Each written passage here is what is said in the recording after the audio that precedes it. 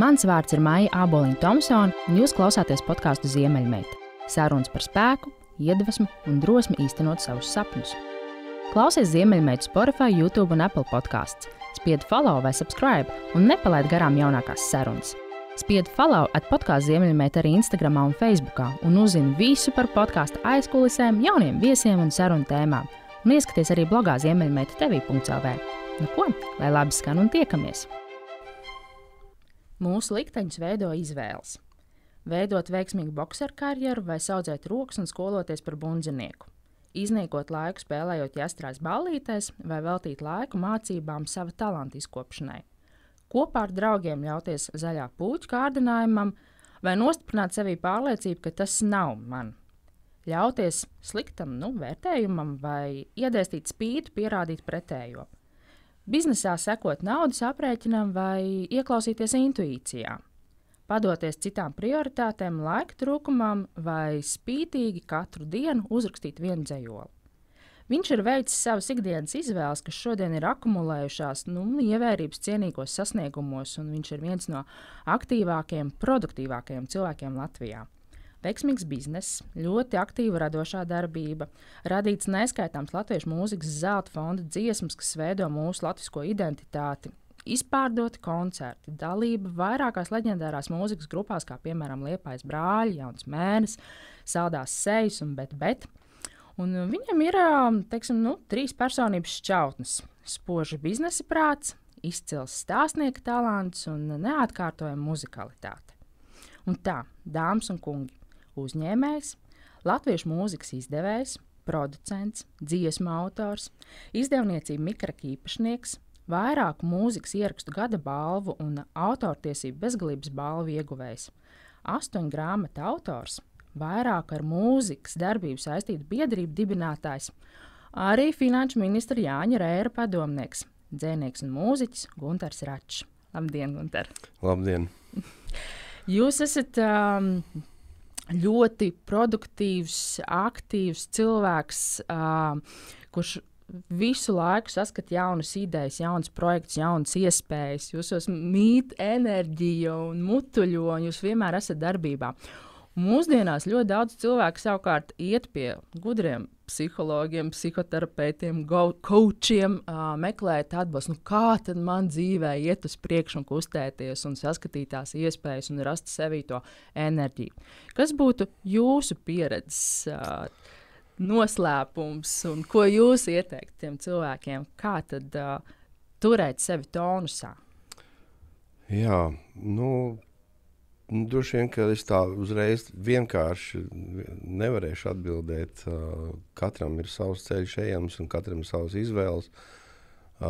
Bet pēdējā laikā es diezgan bieži lietoju savu kolēģi maestro Raimondu Paulu izteikumu, kur viņš tā ļoti vienkārši noformulēja to, ko es faktiski ilgstoši biju domājis. Tiešām ļoti vienkārši. Viņš teica, ja tu kaut ko gribi izdarīt, tad kaut kas ir arī jādara. Protams, bezgalīgi vienkārši, kurš gan to nezina, ja, bet tā tas arī ir. Vienkārši tās lietas paši no sevis nenotiek. Ja tu kaut ko gribi sasniegt, tas viss prasa pūles, tas viss prasa laiku. Es nevaru palielīties, ka es ļoti prastu savu laiku, kā lai saka, reglamentēt un ielikt tādos rāmjos un sastādīt kalendāru, kad es darīšu to un to un to.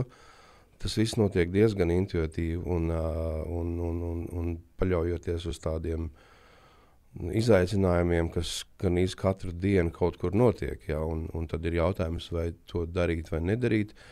Es vairāk esmu tas, kurš tad piekrīt, dara un tad pārliecinās, ka tas varbūt bija nevajadzīgi. Kā beigās izrādās, ka tas arī ir vajadzīgs. Kā arī tavs piedāvājums viesoties uz šo sarunu, man nemirkli nešķiet, ka tur kaut kas būtu jādomā. Es piekrītu, pat varbūt piedod nedzirdot arī kaut kādas iepriekšējās. Jā, var jau iekrist arī, zin kā.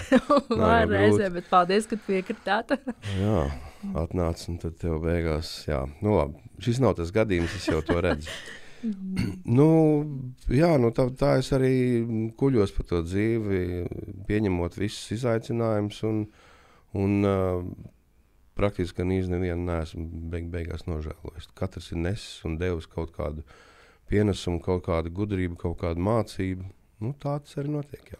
Bet vai jums ir kaut kāda tāds iekšējs orientieris, jo es ticu, ka to piedāvājumu, to iespēju, kas jūs ikdienā uzrunā, ir ārkārtīgi daudz, un kaut kā jau jūs tomēr pēc kaut kādiem kritērijiem vadaties pēc jūsu prioritātēm vai pēc kaut kādas tādas iekšējas sajūtas, tā mērķa, vērtībām? Jā, pieteikumā jau faktiski arī tu minējies, drīkst uz to, kaut kā šķiet loģiskāk. Ka jā, savā ziņā ir vēlme kaut ko visu laiku apliecināt, ja, kaut ko pierādīt, jo ir kaut kāda arī bērnības, jaunības trauma, kad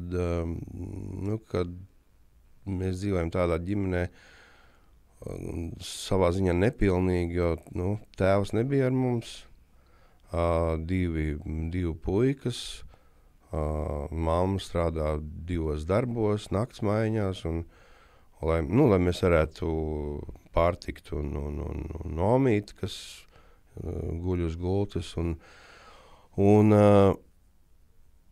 es redzēju, jā, kā mātei ir, kā viņai sanāk rūpēties par mums visiem, faktiski par 3 cilvēkiem. Un tās algas jau, kādas bija, tādas bija, un darba vieta arī zivu konservu kombināts, un nekādas sevišķas milzīgas izaugsmes tur nevienam nespīdēja. Bet viņi strādāja, un mēs bijām pārtikuši, bet neko papildus atļauties sevišķi mēs nevarējām. Un, teiksim, tad tā pirmā trauma bija skolā, kad izsauc direktors un saka, te ir tiem, kā lai saka, laikam nebija trūcīgos nesauca, bet ir kaut kāds segments, kuriem tiek iedot mēteļi.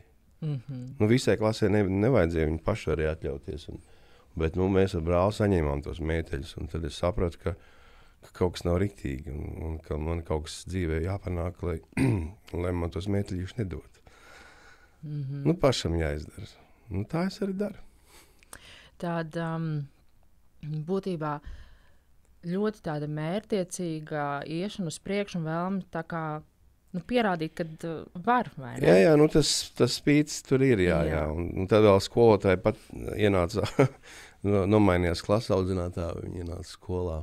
Es nesaukšu viņas vārdu. Un teica, pastījās, es 7 gadus nostrādāju kolonijā. Tādas kā tev, Gunter, es uzreiz jau pēc skatu redzu, jā. Tev jau ar ceļš uz turienu būs. Tas bija, teiksim tā, kronis visam, ko es atceros visu mūžu, bet es viņai ļoti pateicīgs, ka viņa to pateica. Jo es ļoti labi atceros to klikšķi galvā, kas teica, skolotāji, jums nebūs taisnīgi. Tā ir tā riskantā iespēja, jo ļoti daudz pieņem to un iet pēc tāda birkas dzīvē. Un ir tādi, kas saka, kā nebūs. Tas ir, kā jums šķiet, vai tas ir tāds dabas iedots spīts, jeb tas ir tāds, mammas audzināšana varbūt ir bijusi, ko viņa jums ir teikusi, rādījusi, mācījusi? Es domāju, tas ir tāds kopums, jā. Vide, vispār visa tā vide, kur mēs dzīvojam, tā sēta, tā arī bija vesela dzīves skola, jo tajā sētā bija diezgan liels īpatsvars ar krieviem, kuri bija armijnieku pēcteči, jā, un oficieri un armijnieki, un mēs arī dzīvojam komunālā dzīvoklī, kurā bija pielikts viens armijnieks, un tā mēs to dalījām vienu virtuvi uz 3 ģimenēm, un armijnieks, acīm redzot, mūs pieskatīja, lai mēs neklausāmies Amerikas balss vai Brīvo Eiropu, vai kaut ko gan mēs ar brāli atradām un klausījāmies. Bet, jā, un tad, kad mamma to pamanīja, ka mēs klausāmies, tad es atceros, pirmais brāziens dzīvē, tas bija tāds nopietns, viņa bija pārbijusies tiešām. Es tajā brīdī nesapratu, par ko tur pārbīties, jā, mēs tā kā klausījāmies rādio vienkārši, bet, tagad es to saprotu, protams. Nu jā, un tu izēji ārā, un tur uzreiz jau faktiski tas, ka tu esi latvietis starp diezgan daudz tiem krievu puikām, tur visu laiku bija tāda cīņa. Jā, un faktiski fiziski cīņa. Visu laiku bija tur tev akmeni ielido, labi, paldies Dievam, man liekas, ka tas ķieģelis, kas man ielidoja pa galvu, tas bija diezgan smags, un man bija cepuri, paldies Dievam. Es to arī atceros, dabūjis pirmo savus smadzeņu satricinājumu. Bet, protams, tur izveidojās arī pretējā nometne, bija juristi, tur bija brāļi Šveiduki, kas kultūristi, un viņi jau izskatījās vienu, viņiem pat nevajadzēja iesaistīties, bet vajadzēja tikai pateikt, ka mēs viņiem pateiksim. Viņi ar tā baigi neiesaisties, bet tiešām tas bija tāds dzīvais vairogs, tāds, ka tu pasaki, ka tu viņus pazīsti. Labi. Kaut kā mēs tur kūlāmies visu laiku, katru dienu izejot uz tādu cīņas arēnu. Un tā sēta, tā ir leģendāra sēta Liepājā, jo turpat tieši sētas galā uzbūvēja kinoteātri Liepāja, kuru nojauca, un tagad uzbūvēja Lielo Dzintaru koncertu zāli. Un faktiski man dzimtā sēta praktiski atrodas Lielā Dzintara tā kā ieskauta un apmirdzēta. Tā.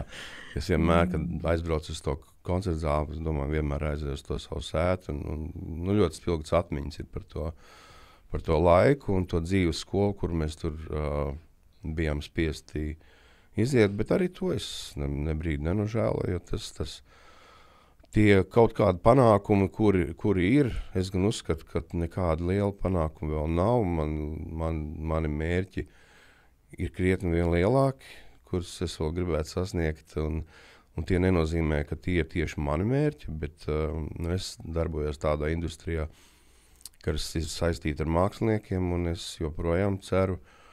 Protams, ir daudz bijuši panākumu, es varētu saukt daudz dažādas grupas, kas ir guvuši panākumus pasaulē, atsevišķas dziesmas un albumu, bet man gribas tomēr vēl piedzīvot to brīdi, kad man jāaizbrauc ir kopā ar savu mākslinieku, kad viņš saņem Grammy.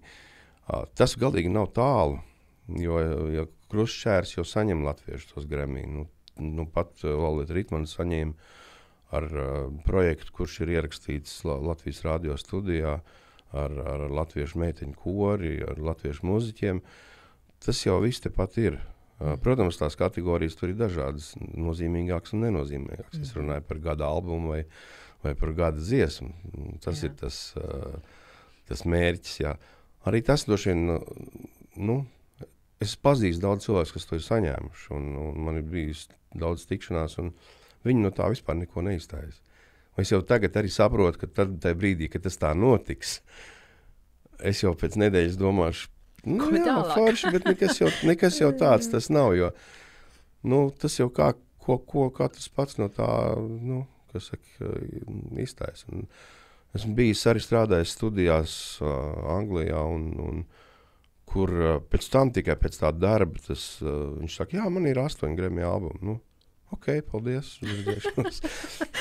Mums patika ar tevi strādāt. Jā, tas novērtējums, bet tāpat laikā es esmu no tiem, kam vajag kaut kādu novērtējumu, un, protams, ļoti gribas atzinīgi, vai ne? Un vienmēr viņš ir par maz, un tāpēc, acīm redzot, ir tā raušanās uz visām pusēm, jo laiku pa laikam izdodas gūt tos panākumus pilnīgi pretējās dažādās, pilnīgi neiedomājumās sfērās un jomās, par kurām es nekad mūžā nebūtu iedomājies, ka es tur vispār kaut ko darīšu. Jā. Līdzīgi kā tu pieminēji to boksu, tad, kad es mācījos skolā, man nenāca neprātā par boksu, bet tad mans draugs Andris Reinfelds, kurš bija klases zemāk, viņš teica, man apbižo. Man dara pāri, jā. Šik nāca palīgā, jā. Un tad, kad es jau biju 2-3 mēnešus trenējies, es gāju palīgā ar tādu lielāku drosmi, jā. Lai gan treneris Šokolēs pateica konkrēti pirmajā treniņā, ja jūs esat atnākuši iemācīties kauties, ejiet projām. Nu jā, boks nav kautiņš. Boks ir par pārliecību droši vien, ka tu vari sevi aizstāvēt. Tieši tā, tev jā. gadījumā Tieši tā sajūta, ka jau vajadzēs, ka tu vari. Jā. Un tad tu esi mierīgāk konflikta situācijā droši vien. Nu jā, bet tad bija izvēle, ka iestājos mūzikas skolā, un tad mūzikas skolotājs teica, piedod, bet tev ir jāizvēlas. Ja tu domā klapēt savus pirkstus pret... ķermeni. Pret kādu degunu, tad tu nevarēsi paspēlēt, un tev nebūs veiklības. Un tad pārsliedzās no sporta dzīves, burtiski nedēļas laikā es pārsliedzos uz, jāsaka, sava veida, uzreiz bija bohēmā iekšā, tāpēc, ka Liepājas mūzikas skola tajā laikā, kad tur mācījās Vilnis Krieviņš, Igo, Ainars Virga, nocakot visi topošie un esošie Līvi un Kredo un tam līdzīgi. Jau pirmajā nedēļā man bija jābrauc spēlēt kāzas, lai gan es lāgi nemācīju spēlēt bungas, bet cik es biju.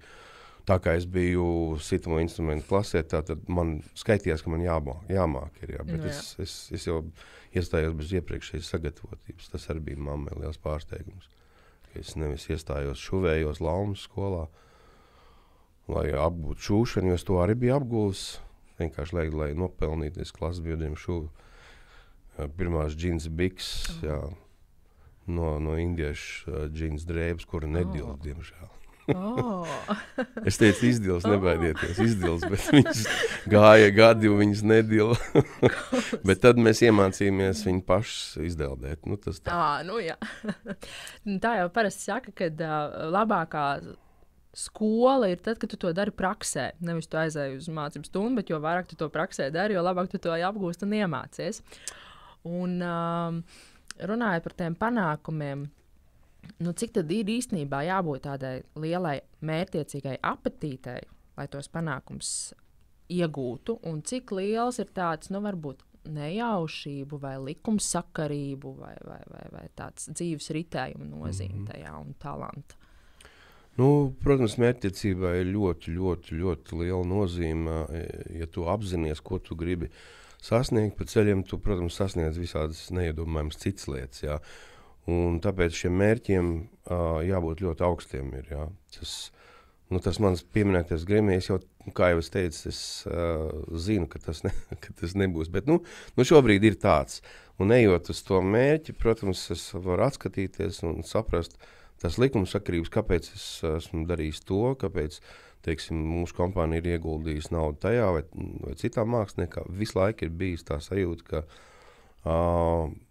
ka ir tas virsuzdevums, ka kādam latviešu māksliniekam, populārās mūzikas latviešu māksliniekam ir jābūt pazīstamam pasaulē, pieprasītam un tā tālāk. Bet, lai šos mērķus sasniegt, ir vajadzīgi līdzekļi, protams. Tur nevar iztikt bez kompromisiem attiecībā uz repertuāru, un tāpēc mūsu kompānija ir multirepertuāra kompānija. Mikrek vienmēr ir bijusi, bet tā ir faktiski vienīgā kompānija, kas 30 gadu laikā ir spējusi izdzīvot. Darot nevis citas lietas, nevis nodarbojoties, teiksim, mums bija reklāmas aģentūra arī nodibināta, bet tas bija pārpratums. Nenodarbojoties ar kaut ko citu, kā tikai ar mūzikas izdošanu un pavairošanu, mēs esam spējuši 30 gadus noturēties, un tieši tāpēc, ka gājam uz kompromisiem, kas, protams, rada draudus reputācija, ka tu izdod kaut kādu mūziku, kas varbūt tu saproti, ka nav sevišķi kvalitatīva, bet tu viņu var pārdot. Tā ir tā dilēma droši vien starp to, kas ir kvalitatīvs un to, kas patīk cilvēkiem. Jā, bet tā kā mēs nolēmām, ka mēs nodarbosimies ar to, kas mums izdodas, ko mēs mākam, un mēs izgājām uz šo te kompromisu. Tas diezgan dārgi maksā, protams, reputācijas lietas vienmēr dārgi maksā, bet mēs zinājām, ka tie iespējami eventuāli panākumi vienalga Prāta vētras zelta albums tur Polijā vai Zviedrijā un vispāries, ka tas atsvērs to, jo varētu domāt, ka mūsu 10 gadu kopā ar Prāta vētri mums nes milzīgs ienākums, tas nes milzīgs izdevums, lai uzstādītu, lai viņi varētu doties un koncertēt un ierakstīties Anglijā vai vai Zviedrijā un tam līdzīgi, lai tas produkts būtu ne ar ko sliktāks par rietumu produkciju. Varbūt tas sāk atmaksāties kaut kad tagad burtiski, jā. Nu, tagad tie visi izdevumi kaut kā ir nosegušies. Un, tās zelta vērtības, kas ir mūsu rīcībā, nu viņas acīm redzot paliks. Nu, arī tur ļoti daudz Raimonda Paula ierakstu. Nu, tā es varu saukt ar mākslinieku, kuriem esam strādājuši. Man būtu grūtāk pateikt, kuriem mēs neesam strādājuši. Visā šajā pieredzē, vai jums ir tāda noformulējusies, es negribētu teikt formula, bet kas tad veido labu mākslinieku? Kas ir tie komponenti, kas veido labu mākslinieku un kā to var atpazīt? Uzreiz man jāsaka, tā ir arī mērķtiecība, sava kaut kāda apzināšanās, ka tu gribi sasniegt augstus rezultātus. Es esmu sastapis dzīvi ļoti talantīgus. Vienkārši arī pēc savas vizuālā tēla viņi ir superzvaigznes.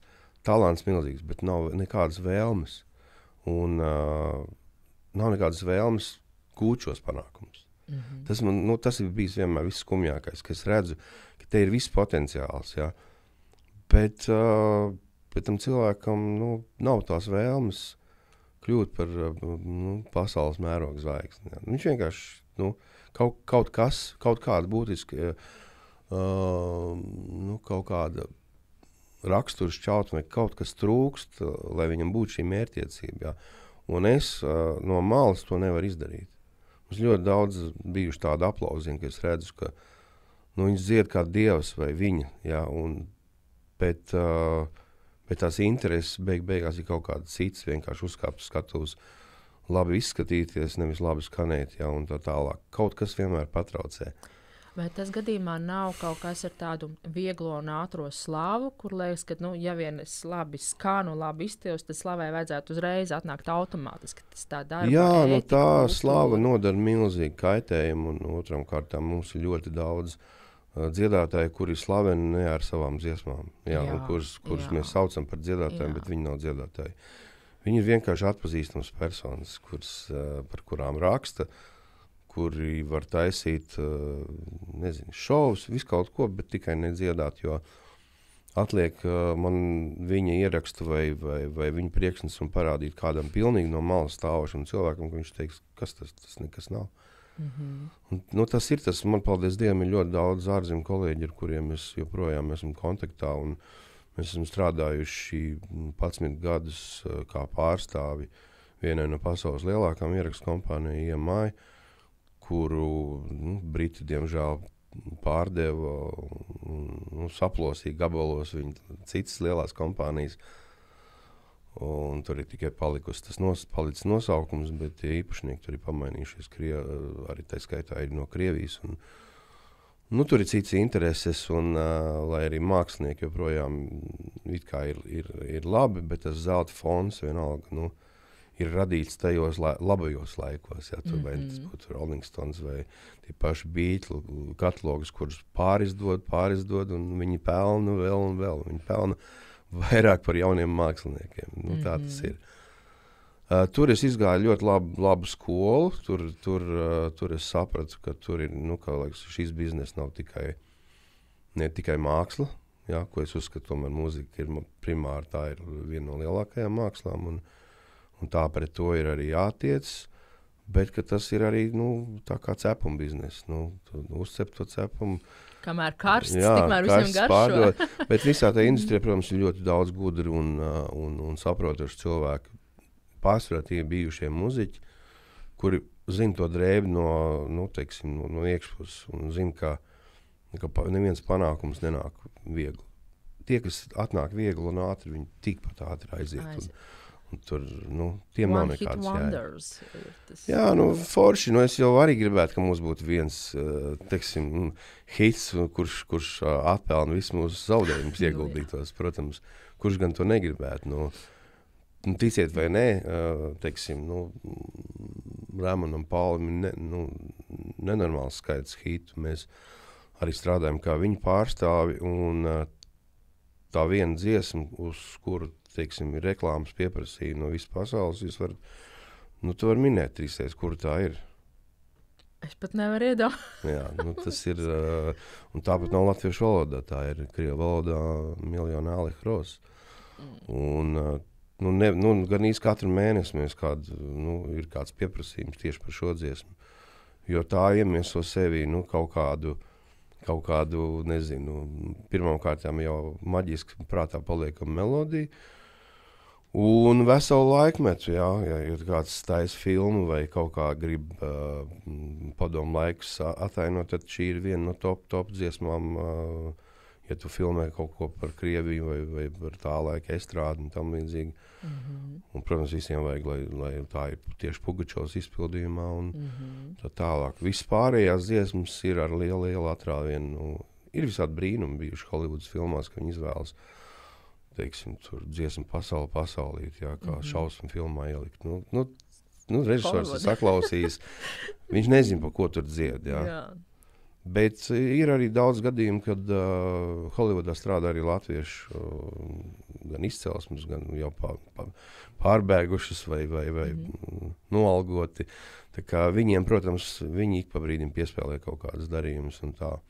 Tā kā esam arī Holivudā. Man, protams, gribas, lai mēs trāpam kādās lielās filmās, jā, nezinu, teiksim, Titaniks 2.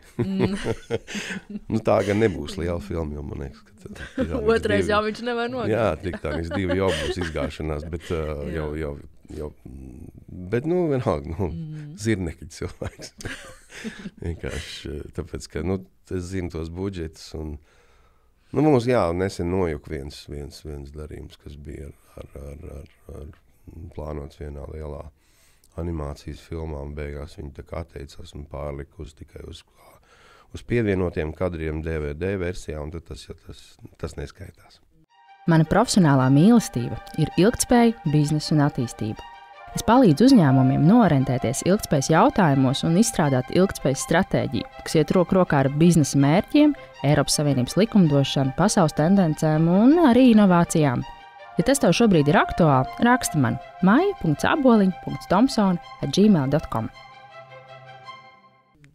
Starp citu, skatoties un lasot arī grāmatas par mūzikas vēsturi, kā tad agrāk bija, kad sanāk puiši, uzraksta meldiņu, pieraksta vārdus un ir hits. Mūsdienās tur strādā 10, 20 cilvēki, kad tu paskaties apakšā tam vienai dziesmai, cik daudz cilvēkiem pie vārdiem nestrādā. Kas ir tā nākotne, tad uz ko iet? Jo šķiet, ka tā mūzikas radīšana kļūst sarežģītāka, dārgāka dēļ iesaistītā arī personāla. Vai kāpēc vairāk nav tā vienkāršība pazudusi? Viss ir izmainījies. Tehnoloģijas maina visu. Mēs jau redzam, kas notiek ar sakariem, ar mobilajiem tālruņiem. Un tam līdzīgi tas ir pilnīgs kosmos. Ja man patīk filma apakaļ uz 91. gadu vai pat, 87. Man šis ir neiedomājami. Arī šis podcasts ir kaut kas neiedomājams, jā, ka to var klausīties visā pasaulē, kam vien tas interesē. Un tu arī var runāt, par ko tu gribi. Pilnīgi vienalga. Tur grūti iedomāties, ko es varētu pateikt tādu, lai tev lūgtu izņemt šo blogu noprits.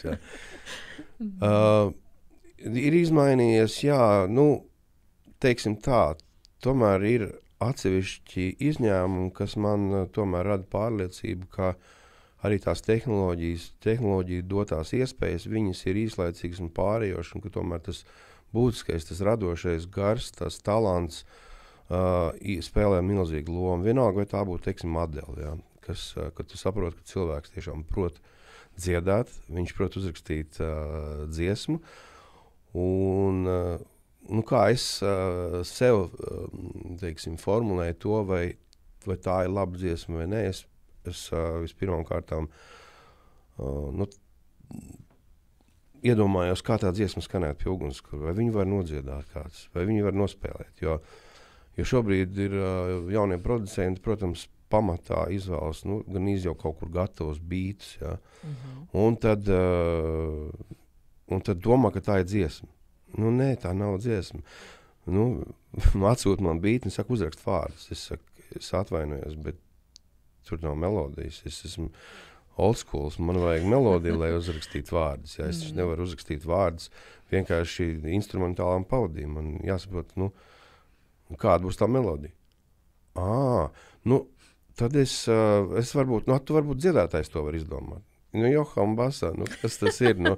Ko dziedātājs? Dziedātājs dzied to, ko viņam kāds ir uzrakstījis. Man šī, protams, es visu saprotu un es zinu, kā tas notiek un to taisu un producē un bieži vien ļoti mākslīgā veidā tas dažreiz paveicās patiešām un es noticu, ka tas varbūt ir, ka tas ir tās atcerēts, jā. Bet tas pārsvarā ir no klucīšiem salikts, no sampliem un tam līdzīgi.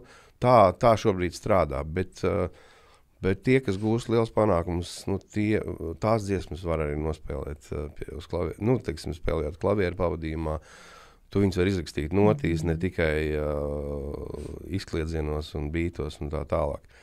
Man nav nekas pret to, kā strādā mūsdienu hip-hop un tam līdzīgi. Tas galīgi nav mans, es to nemāku, neprotu un nekad nemēģināšu, bet es ar tos labākos ar patiku klausos, tāpēc, ka tur ir ļoti oriģināls, tīri tekstuāls idejas un tā brīvība un tas ritmiskais ir foršs un tam līdzīgi, bet es saprotu, ka tas žanrs, kuru mēs arī kā izdevēji nepratīsim nekad izdot un lai pat gribētu, ja, tas viss notiek tur bišķiņ savādāk, jā. Bet tur ir, tas ir jaunais rock'n'rolls, jā, kuru tad, kad mēs sākām, arī nevarēja nekādīgi pieradināt. Labi, tie bija padomu laiki, kad bija jāiet dziesmas apstiprināt un nest, lai tu viņu vispār varētu izpildīt. Un ko mēs darījām? Mēs teicām, tā nav mūsu dziesma. Iedomājies kaut ko tik absurdu teikt padomu, ka mēs ar Virgu uzrakstam dziesmu, sakam, to uzrakstīja Dāvids Tuhmānovs, jā, kurš ir Komponistu savienības PSRS, tur viens no vadošajiem. Tātad mēs tikai esam iztulkojuši viņu. Tuhmānovs tā raksta, jā. Tad jau var. Jā, un acīm redzot, viņiem nebija iespēja pārbaudīt, un tā mēs tās skatas izgājām, biežot piedēvējot tās dziesmas tiem komponistiem, kas bija Komponistu savienībā. Cerams, viņi neuzzināja to, bet var, es ticu arī, ka tajās žūrijās galīgi muļķi arī nesēdē. Viņi saprata un skatījās vienkārši caur puķiem uz to, jo viņi saprata, ka jāļauj tiem džekiem taču ir spēlēt. Jā, padomu laiku muļķības te varētu stāstīt vēl 10 raidījumus, jā, vienkārši, bet es no tiem laikiem neko labu nevaru nevienam pateikt. Tas bija savu veidu cietums, no kur mēs tā vai savādāk kaut kā ik pa brīdim izsprukām ar kaut kādiem izgājieniem, ar kaut kādām dziesmām. Bet tāpat laikā tās dziesmas, kas radās tajā laikā, mūsdienās tādas vairs nav. Jā, es pateikšu, kāpēc tas tā notiek. Tāpēc, ka ir divas dziesmu rakstīšanas formas. Viena ir, kad tu par pamatu ņem dzeju un tajā laikā izvēlējās diezgan labi to dzeju. Lai gan arī, protams, tur visas lietas bija noslēptas zemtekstos un tā tālāk, bet tie cilvēki atšifrēja tos zemtekstus, un bieži vien piedēvēja zemtekstus varbūt kaut kam tam, kur nemaz nebija, jā, varbūt tur manai dzimtenei pieņemsim, varbūt tomēr bija domāt lielā dzimteni, jā, bet latvieši klausījās un saprat, ka tā ir par mūsu mazo Latviju un tā tālāk. Jā, un tad tās dziesmas, tā laika dziesmas, es domāju, viņas ļoti lielā mērā eksistē, tāpēc, ka tā ir pamatā ir dzeja. Bet padomu laiku ir iemācījuši vienu ļoti sliktu tradīciju, tas, ka mēs zinām dziesmu komponistus, jā, un tad jau retais zina, kam ir tie vārdi, jā, un lai gan patiesību sakot, viņi abi ir līdzvērtīgi dziesmas autori. Un tas ir arī viens no maniem mērķiem, kur es gribu pieradināt. Es zinu, ka tas varbūt izklausās tā baigi subjektīvi, ka es gribu, lai mani piemin, ja, ka es esmu tik daudz dziesmu sarakstījis. Un kā tad tā, saka, tas ir Raimons Pauls, tie Līvi, vai vienalga, bet mani nepiemin, ja. Vienkārši, rietumu pasaulē tas ir normāli, ka vienkārši ir dziesmu autori. Nav komponists un teiksim, teksta autors, tas vispār ir debils nosaukums. Kas tas pat? Tas nav teksts, ko esmu uzrakstījis. Teksts ir, varbūt avīzē, jau jūs varat izlasīt tekstu, jā. Man tas arī ir dzējols. un tas ir, viņš pat nav atraujams no tās dziesmas. Viņi ir kopā. Viņi savādāk nekad nebūtu. Viņi ir radīti kopā. Un šis te kopā radīšanas, tas ir tas rietumu standarts, kā raksta dziesmas, ka viņi raksta kopā. Un bieži vien tur ir tiešām arī 4, 5, 6, 7 cilvēki, jā. Mums ir vēl joprojām vecā skola, komponists. Es vakar arī biju meitas skolas koncertā un pieteicējs piesaka, tur Erika Ešenvalda dziesma. Es zinu, ka Eriks nerakst vārdus. Tā tad ir pazudis viens. Jā, viens ir pazudis. Bet tā ir, tas tik ātri neiznīks. Tas ir pieņemts, jā, un es, mans pienākums ir teikt, ka komponists nav nekas augstāks par dzejnieku. Viņi ir pilnīgi līdzvērtīgi. Nebūtu tā dziesma bez tiem vārdiem, un neskanētu tas dzejos bez tās melodijas, jā. Tur nav tā dalīšana, ir vienkārši vēl no padomu laikiem, tāpēc, ka, lai iegūtu komponistu status, tev bija jāpabeidz obligāti konservatorija, jā, un vēl piedevām, lai tā riktīgi apstiprināt, jāiestājas komponistu savienībā. Viss tās radošās savienības, kas ir padomu laikos dibināts, protams, mēs nebūsim naivi, tās ir dibināts ar dažādu iestāžu līdzdalību, lai vienkārši to lietu kontrolētu. Un, tāpat arī dzejnieki, ka, ja tev nebija rakstnieks savienībā, tev izdot grāmatu nebija tik vienkārši. Es vēl tos laikus labi atceros un esmu piedzīvojis, un tāpēc man ir viegli salīdzināt to brīvību, kādu mēs esam ieguvuši tagad, un to drausmīgi viltīgo, tādu slēpto labklājību it kā, kura bija dažiem tajā laikā. Un tiem, kas bija tajās savienībās, jā, viss cieņa tam, ko daudz tev ir izdarījuši, bet līdzīgi kā ar Vilu Lācu. Tu saproti, ka viņš ir, varbūt pat ģeniāls, viens no labākajiem latviešu rakstniekiem, bet viņu nevar cienīt nekādīgi. Tā ir. Un tāpēc es ar viņu nelasu un negribu un iztieku bez tā. Bet tā ir arī vēl cita tēma, kur es pēdējos gados es vienkārši pieķēru pie domas, ka es vairāk, nav tie gadi, lai es tagad izliktos, ka es cienu to ļoti lielisko rakstnieku vai rakstnieci, ja, kas patiesībā sakot sadarbojasies ar to briesmīgo varu. Nē, es viņus necienu, un es viņus nelasu, un es nevaru viņus normāli paklausīties. Tā ir. Tā ir. Es uzskatu, ka tā ir vesela, man pašam traģēdija, ka tā tas ir, bet es, godīgi varu teikt, ka tā tas ir, jā, un es viņus nevaru nekādā veidā slavēt. Divas mūzikas pasaules. Akadēmiskā pasaule, kur mums ir izcili tiešām pasaules līmeņa mākslinieki, kuriem ir arī šī pasaules līmeņa slava un ir arī saņemti Grammy viņiem. Un tad ir šī mūsdienu mūzika. Un, bieži vien tas jautājums, kas skan, kāpēc viena akadēmiskā vide ir tik izcila un otrā mums varbūt tik izcila neveicās. Un tad reizēm šīs sarunas nonāk līdz tādai diskusijai par to, ka tas ir tas mūzikas stundu kvalitāte skolās. Kas patiesībā mūzikas stundas īstenībā ir viens no bastotākajiem priekšmetiem skolās. Un, kā mēs ieaudzinām jauniešos to mūziku, to cieņu pret mūziku, spēju klausīties mūziku, sadzirdēt mūziku, mūzikas inteliģenci.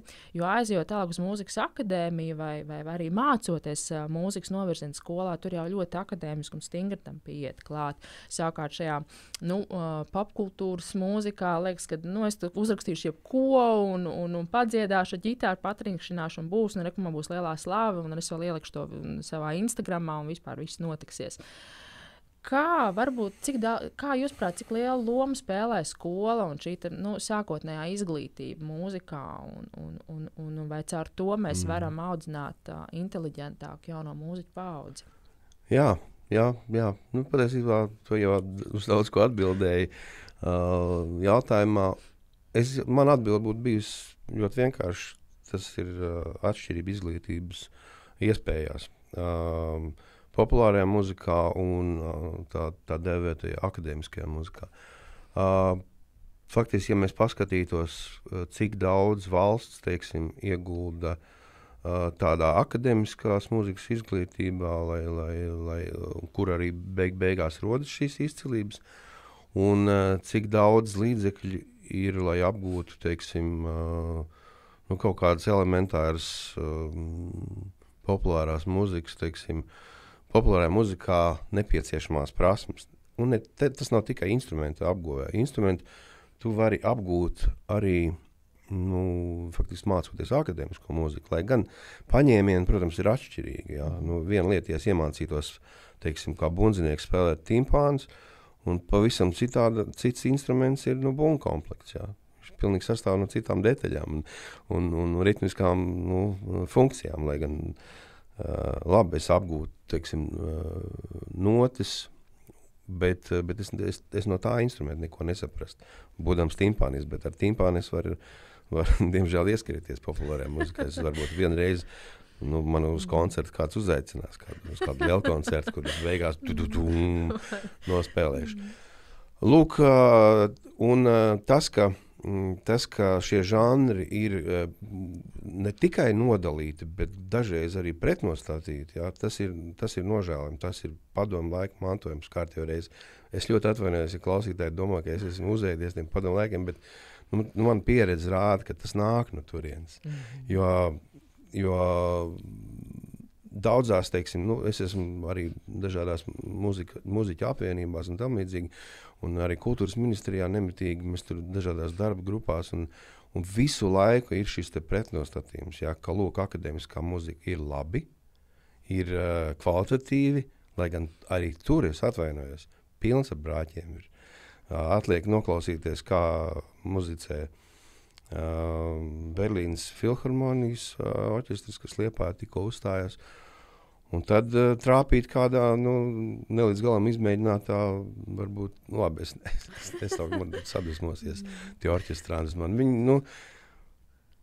Un viņi jau nav vainīgi, jā, tad, viņiem, es atvainojos, cik viņiem maksā, jo kultūrā, protams, tiek ieguldīts, orķestros tiek ieguldīts, celtnēs tiek ieguldīts, jā, bet tas muzikants, kā to mazo aldziņu saņēma, tā saņēma. Un kāpēc es par to satraucos? Tāpēc, ka tur jau tas brāķis sākās. Viņš sāka hauturēt. Viņš sāk braukt, spēlēt kāzas. Arī tur var iegūt rūdīm. Es iegūtu rūdīm kāzās. Jā, es esmu nospēlējis kāds 200 kāzas, pirms es tiku savā reālā pirmajā grupā. Un tas, protams, režīms, kas tev ir kāzās, un pēc tam arī restorānā spēlējot, tā ir baigā skola. Jā. Tur tas nozīmē, ka tev var pamodināt nakts vidū un tev pasaka dziesmas nosaukumu, un tu jau viņu spēlē. Tur es daudz komiskas atgadījumus varētu stāstīt, kā bija restorānās. Ja tur, protams, pārsvarā spēlēja tādu krievu tautības cilvēku un apsēdina man pie bungām, un es nezinu neko. Es nezinu neko, ko viņš nosauks par nākamo dziesmu. Jā. Un viņš pagriežās lambada. Es nezinu. Tas bija tieši kaut kāds pirmsākums tam. Un es nezinu. Es vienkārši saku, parādi man kaut ko. Viņš saka, beidz, tu dejotāji nāks ārā. Un dejotāji tā lēnām nāk ārā, un es nezinu, ko spēlēt. Ja. Viņš vismaz to ritmu man padeva, un es kaut ko tur spēlēju, un es redzu, tie dejotāji tā skatās uz manīm, jā, un pēc tās skaņdarba, ko es tur kaut kā izmocīju, un tad es aizmugurē dzirdēju, ko viņi domā par mani, jā, un tam līdzīgi. Bet es tagad māku lambādu, jebkurā dienas laikā nospēlēt, tāpat kā dažas padomu laika dziesmas. Tas ir skola. Es aizgāju prom, protams, no temata, piedod, bet tā ir izglītība. Protams, ka tā ir izglītība. Diemžēl, nevienmēr pietiks tikai ar privāto, kas saka, līdzekļiem, kaut kādām estrādes studijām un tam līdzīgi, jo tas arī ir diezgan virspusēji. Otram kārtām, kā tad ir populārajā muzikā strādājot, ir nepieciešams ne tikai tavas profesionālās prasmes tieši kā muziķim, bet tev jāzina arī savas tiesības. Savas tiesības, tev ir jāorientējas žanros, tev jālasa moderna literatūra, jāklausās mūsdienu mūzika, jāmācās, jāpārņem labākais un tas, ko es vienmēr teicu, tev ir jācenšas būt oriģināli. Mums ir ļoti daudz atdarinātāju grupu, mums ir daudz atdarinātāju izpildītāju, atliek pastīties Eirovīziju vispēdējos gadus. Oriģināli lieta varbūt 1 vai 2 šajos 20 gados es esmu redzējis. Pārējais ir kaut kur redzēts mēģinājums atdarināt labi, varbūt pat nesaku, ka slikti, bet tas ir atdarinājums. Un šīs te oriģinalitātes trūkums, tā oriģinalitāte, viņa ir jākultivē, jā. Viņa ir bezmaz jāuzspiež kā obligāti, jā, kaut kādā mērā. Un jāatver beidzot kaut kā arī tas skola apmācības un viss, viņam jābūt ir daudz kreatīvākam, daudz brīvākam, nevis tikai lasot nošu materiālu vai mācoties solfeģo, kas dzīvē noder, protams, jā. Populārā muzikā mazliet mazāk tas noder. Es vienkārši pēc pieredzes to zinu. Tieši šī te oriģinālās lietas, šī te spēja dzirdēt tendences, klausīties, tas ir tas, ko vajag attīstīt, mācīt, ja cilvēks nolēms strādāt populārajā muzikā. Un šīs izcilības nekur nezudīs, viņas būs. Viņam ir jādod iespēja ļoti nopietni jāstrādā pie pasniedzējiem, tāpēc, ka šādu pasniedzēju es zinu tikai dažus, kas kaut kur strādā vienalga. Teiksim, tur Aivars Hermans ir brīvais pasniedzējs, tad Kaspars Zemītis un tā. Bet pārējo, populāri muzikai pasniedz akadēmiskās pasniedzēji. Un, opera dziedāšana no populāras muzikas ļoti atšķiras. Jā. Tehniski, tas ir pilnīgi savādāk. Un nevelti mūsos pat biežiem ir pārliecība, ka, ja tu aizies uz akadēmisko muziku, tev sabojās, tu nebūs vairs, tu roku vairs nepadziedās. Un tā arī notiek. Un otrādi.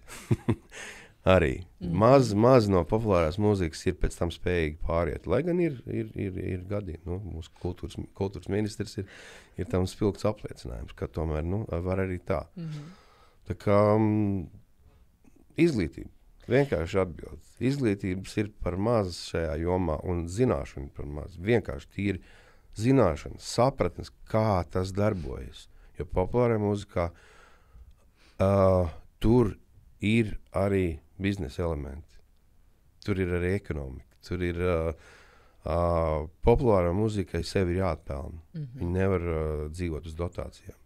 Viņi ir jāatpelna un tev jākļūst tik pazīstamam, pieprasītam, lai tu vari nopelnīt un nomaksāt valstī nodokļus, par kuriem tiek audzināti akadēmiskās mūzikas izpildītāji. Starp citu, tā kā jūs sākāt biznesu 90. gadi, kas biznesa vidē ir rītīgi rock'n'roll laiki ir. Jā, jums ir mūziķa izglītība iet iekšā biznesā. Lai gan saka, cilvēki, kas zina notas, lieliski orientējās ciparos un ekonomikā, jo mūzikas pasaule tas pats vien cipar un viss ir. Kā jums tas bija un kur jūs guvāt to vēlmi un impulsu un mācījāties tomēr par biznesu? Tas ir pilnīgi jauni loma. Jā. Man jāsaka, līdz zināmam brīdim man vienmēr ir bijuši blakus cilvēki, kas daudz labāk orientējas mani tieši tajos ciparos. Es esmu izdarījis intuīcijas vadīts, parakstīt līgumu ar mākslinieku, kas nekad, vēl tagad, nerēķinu, cik man viņā būs jāiegulda un kad man tas atmaksāsies. Vienkārši es to nedaru. Es jūtu, vai viņš gūs panākums vai nē. Ja būs panākumi, droši vien, ka būs arī kaut kāda līdzekļa gan viņam, gan mums. visus šos 30 gadus, kas ir mūzikas biznesā pavadīt, es tieši tā arī strādāju. Mani dabūt pie Excel tabulas nemaz nav tik vienkārši. Es izvairos no tā. Jā, neskatoties uz savu šī brīža amatu kā finanšu ministra padomnieks, es domāju, ka es esmu tur ne tāpēc, ka es mācētu rēķināt labāk kā visa tā, tiešām ierēģņu armija, kura prot rēķināt. Un kur to arī dara. Un paldies Dievam, ka viņi to dara. Tad jāzina, ko viņiem paprasīt. Jā, man ir jāzina, ko viņiem pajautāt, un jāsaprot, vai es viņiem varu uzticēties, un vai viņi sapratuši vispār jomu, par ko es arī. Un otram kārtām, lai padarītu mazliet viņu varbūt savā ziņā cilvēciskāk to seju, jo es runāju ar daudzām nevalstiskām organizācijām un ar cilvēkiem, kuriem finanšu ministrija asociējas ar atņemt. Nedot. Tāda soda institūcija. Soda institūcija, jā, bet es devos tur iekšā, protams, lai uzzinātu, kas lācītiem vēderām, saprast, kā tas mehānisms strādā. Un tas pirmais iespējas ir, ka tev katru dienu no visām pusēm, no visām ministrijām, no organizācijām visu laiku nāk pieprasījumi. Un, ja tos visus apmierinātu, mūsu budžeta deficīts būtu vienkārši 100%. Varbūt 200%. To prasību, un lūk, šeit tā spēja izvērtēt, kas ir valstī noderīgs, kam ir atdeve, vai arī kurš ir vienkārši neatliekams, tāpēc, ka tas ir vitāli dzīvē svarīgs. Tur ir jābūt cilvēkam no vēsprāta. Un es noteikti nekad nevarētu būt finanšu ministrs, jo man šis vēsais prāts nemaz tik daudz nepiemīt. Protams, mans biznesa rodījums man dod zināmas priekšrocības, tad, kad man jāvērtē kaut kādi tiešām finanšu instrumenti vai atbalsts un tam līdzīgi. Man arī intuīcija saka priekšā, ka šis ir atbalstāms, tāpēc, ka tas mums visiem vairos labklājību. Un kaut kā tā. Bet man tiešām vienmēr ir bijis līdzi, vienmēr blakus labs grāmatvedis. Es bez grāmatveža vēl neesmu iemācījies strādāt, lai arī dibināju pašnodarbināto mūziķu biedrību un esmu iepazinis un zinu, kā ir, ja tu esi pilnīgi viens pats. Jā. Pie tā es arī tagad strādāju, lai attīstītu to tieši viņiem atvieglotu darbu tieši pašnodarbinātajiem, bet tas ir atkal, tas jau cits stāsts. Pārāk garlaicīgs. Bet, es esmu paļāvies uz intuīciju un neesmu nožēlojis to, jo pārsteidzošā kārtā daudzi projekti, kuri tikai bija nojausmi par to, ka tas varētu kaut kas būt, tev atnāk tie tāpat prāta vētra, kur mēs noslēdzam pirmo līgumu un izdevām pirmo albumu, ko mēs pārdevām kaut kāds 500 kopijas un cietām diezgan normāls zaudējums. Bet, un mēs nepārtraucam to darbību, jo bija sajūta, ka viņiem tie mērķi milzīgi, lieli. Jā. Protams, bija smieklīgi, ambiciozi. Tur nāca Hofmans, kas bija viņa menedžers tajā laikā, stāstīja, kādas viņiem tur būs tagad raiders un vispārējais. Jā, protams, man bija viegli ar viņiem tik galā, tāpēc, ka es pats biju muziķis un es teicu, zini, paturi to raidīju pie sevis, jo būs tā.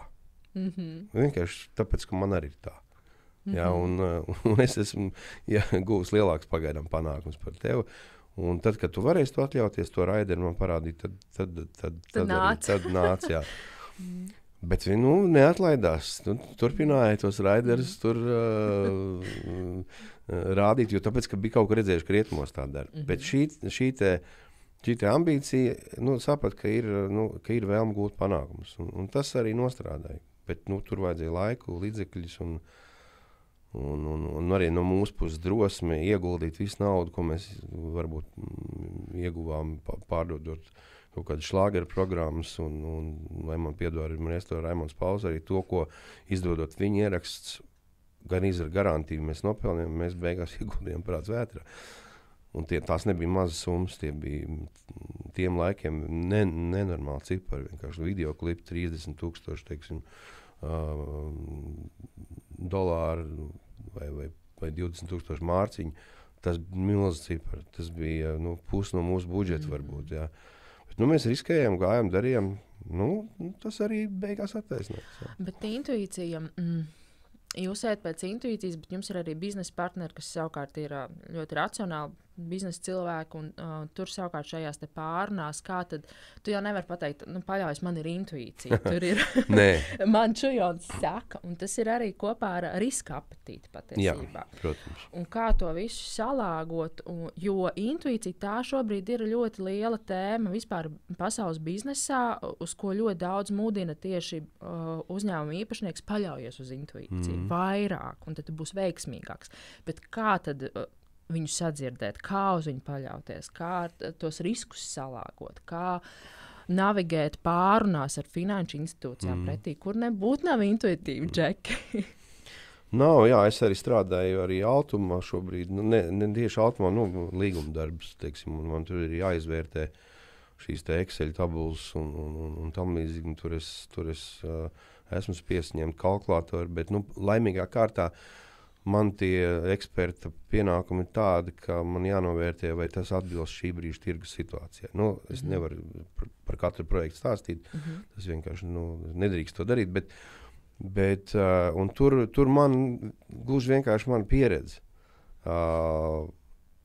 Es nezinu, man nevar pārdot muļķības. Vairāk nevar, tiešām nevar. Protams, lai savu ideju pārdot, jābūt labam stāstniekam, jāizrauj cilvēks, jāmotivē, un es esmu tāpēc laimīgs ar tiem dažiem kolēģiem, kas man ir šobrīd kompānijā, ar kur es strādāju izdevniecībā, ka viņi joprojām uzklausa tās varbūt kaut kādas sapņu idejas, un viņiem šķiet, ka tās ir realizējamas, tāpēc, ka ja es esmu aizrautīgi par to stāstu, tad tas notiks. Tā vai savādāk, pat ja tur ir kaut kāda riska finansiāli apakšā. Lai gan es pateikšu godīgi, es tā baigi neriskēju. Jā? Jā, es izņemot attiecībā uz māksliniekiem vai parakstīt viņu līgumu, tur es vienmēr riskēju, tāpēc, ka mākslinieki, kā jau kreatīvi cilvēki, tam līdzīgi viņi ļoti bieži vien tādi nelīdzsvarot līdz galam, jo viņiem ir tikai viens mākslinieks pasaulē, tas ir viņš pats. Tas ir pareizi, un tā jābūt. Jā. Tur nav nekādas demokrātijas, tur ir absolūti autokrātija, tur jābūt par sevi pārliecināt, ka tu esi labākais. Tiešām vienkārši. Un māksliniekam pateikt, es atvainojos, šis albums tev nav izdevies. Varbūt viens no 100 māksliniekam man piekritīs. Pārējie visi atradīs manu vainu tajā, kāpēc viņš pat nav izdevies. Jā. Tad tur ir piesaistīts nepareizs producents. Viņš, es nezinu, tas dizains kaut kāds nepārāk labs ir. Jā. Man nebija apstākļi vispārējais un vispār studija nebija pareizā. Un tā visādus atradīs iemeslus. Un tāpēc, protams, ir ļoti grūti, ir tikai daži mākslinieki, kuriem es godīgi, līdz galam godīgi, uzreiz pasaku, tas ir mēsls, to nevajag, tam nav jādod iespēju dzīvot, izmet ārā, labāk nerāda, tu tikai zaudēsi no tā. Ir, paldies Dievam, mākslinieki, kuri arī, uzticās un klaus, jo šis mans padoms ir bijis iepriekš pareizs, vai arī viņi pēc tam ir pārliecinājušies, jā, vispār tu pareizi teici, šitas nevajadzēja. Tādas lietas notiek, bet tā ir, es teiktu, pieredze, bet ar to finanšu un tam līdzīgi es kaut kā tur peldu cauri, godīgi sakot. Man tā pieredze palīdz beidzamajā brīdī tomēr parakstīt to līgumu, kurā ir tostarp arī investīcijas paredzēts, vai tomēr pateikt, ka nē. Un pateikt nē, arī nav viegli, tāpēc, ka pie tevis atnāk cilvēks, kurš tiešām ir pārliecināts, ka viņš raksta labu muziku, ka tas, kā viņš dzied, tas ir labi, tāpēc, ka viņam mājās visi saka, ka tu taču esi zvaigzne, malacis. Jā, tu dziedi kolosāli. Ko viņš tas raču saprot? Jā. Un tad, tad vienmēr ir jāatrod kaut kāds tie vārdi, lai nenogrieztu pilnīgi tam cilvēkam, teiksim, vēlmu kaut ko darīt, jo ir arī gadījumi, kur es saku nē, un pēc kaut kādiem 7, 8, 10 gadiem es skatos, Haidī, super mākslinieks vienkārši. Bet, ko mēs būtu darījuši tos 5, 6 gadus, es nezinu, jā. Tas, cilvēki aug un mākslinieki aug un ļoti daudz vienā brīdī vienkārši saprot, ka viņi dara kaut ko pilnīgi nepareizi un aiziet citu ceļu un kļūst labāki. Jā. Tur kreatīvā industrija kā tāda viņa ir tik dzīva un tik emocionāla, ka es pats brīnos, kā es vēl saglabāju kaut kādas nervu paliekas. Jā, bet, un tad ir atkarības un vispārējais vēl. Tas viss ir klātesošs populārajā un nepopulārajā mūzikā. Bet tas, ko es jums vēlējos arī tieši kā reiz vaicāt, jo arī jūs kā mākslinieks un jūtīgs cilvēks, tur teikt citiem nē, iziet cauri tam viņu emociju uzplūdam, saglabāt sevī to vēso prātu, jo, ir angļu valodā ļoti labs vārds resilience. Es nezinu viņam labu latviešu valodas vārdu, bet tas ir par to resilience, kad tev ir jāsaka nē, jāuzņem uz sevi tā pretreakcija, kā to neielaist sevi, jo tā ir darba garoziņa patiesībā, tā objektīvi to ņemt un saglabāt to vēso. Jā, tas ir, tā ir tā skarbākā no lietām, jo tā vai savādāk mēs izejam viens pret vienu ar mākslinieku. Ja? Lielāku, mazāku, cerīgāku, bezcerīgāku un tam līdzīgi, bet tas ir dzīves cilvēks, kuram patiešām ir kurš no sirds tic, ka viņam izdosies. Man viņam ir jāsaka nē, bet es vienmēr to nē neesmu nekad teicis, kā es saku, nē, ej ārā. Mēs vienmēr parunājam. Un es pastāstu mazliet kaut ko no savas pieredzes. Un lai, te ir vēl viens tāds garāks stāsts par to, ka es esmu pateicis nē, un lai viņš noticētu, ka es to daru savas pieredzes radīts, ir mans tas iekšējais vēlme arī ik pa brīdim apliecināt, ka es kaut ko varu izdarīt pats. Vai tas būtu labākais dziesmu teksts pasaulē, ko es katru reizi rakstot jaunu dziesmu uzskatu, ka mans pienākums ir tagad apsēsties, un pat ja man tā melodija nešķiet pat labākā pasaulē, vārdi būs tie, kas palīdzēs. Kas izvilks melodiju. Un tās nereiz ir noticis. Droši vien ir bijis arī otrādi, kad vārdi nogremdē. Bet šeit ir tas balans, ka tas mans nē kādam citam māksliniekam liek man būt formā, liek sevi apliecināt ne tikai kā biznesa cilvēku, bet arī kā mākslinieku, lai, kā lai saka, es redzu, ka man ir blakus fantastisks jau vairāk kā 20 gadus, vairāk, 25 gadus. Mēs sadarbojamies ar Raimondu Pauli, ja, un es vienkārši redzu,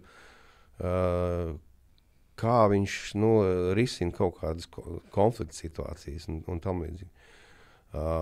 It kā pilnīgi neiesaistoties. Jā. Viņam, par viņu, viņš izlasa kaut kādu rakstu, kur viņš, teiksim, ir kur slikti vārdi vai recenzijas un viss pārējais. Jā. Un tā vietā, lai ar putām uz lūpām tagad mestos pārliecināt to, ka tu esi muļķis pats un kļūdies un tam līdzīgi, viņš to tādā mierā pārvāra, izdara savus secinājumus, kuri pēc tam varbūt izpaužas, nezinu, kāds intervijas atteikšanā vai kaut ko tādu, bet tas cilvēks pat nenojauj, kāpēc tad, viņš neiziet uz viņu, bet viņš viņam nekad neko nepārmetīs. Tas tā māksla, kā lai saka, pārvarēt, arī kaut kādas kaitinošas apvainojumus, un tam līdzīgi tā ir baigā māksla. atceramies, kas sākās tad, kad parādījās pirmie portāli, ja, kur bija anonīmie komentāri. Tur mākslinieki juka prātā vienkārši. Viņi slimi bija, izlasot 10 sliktus komentārus, ka tu esi tāds, un tu esi šitāds, tu esi gejs, tu esi tas, tu esi, vispār suds pēdējais. Un viņi bija slimi. Tiešām es redzēju, kā mākslinieki bruka kopā vienkārši. Viņi nevarēja normāli pastrādāt, un vajadzēja vairākus gadiem paiet, kad to sāk uztvert ar smaidu. Bieži vien tie heiteri patiesībā sakot, tev izdara labu darbu, tad, kad tu to saproti, ka viņš par tevi domā, viņš tev vairo tavu kaut kādu attieksmi. Viss trakākais mākslinieki par tevi neko nesaka.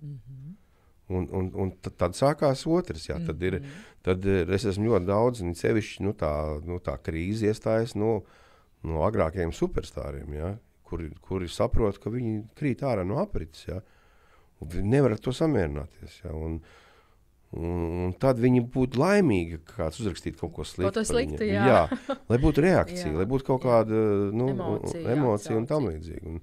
Un šī te konkurence starp veciem jauniem, tā vienmēr pastāvēs, bet tā ir tik normāla parādība manā skatījumā. Ja?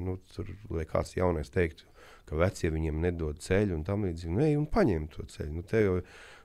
Ko man tev vēl pienest uz paplātes viņu nolikt? Tad mēs ejam atkal tādā filozofiskā jautājumā par mākslinieku un skatuves attiecībām.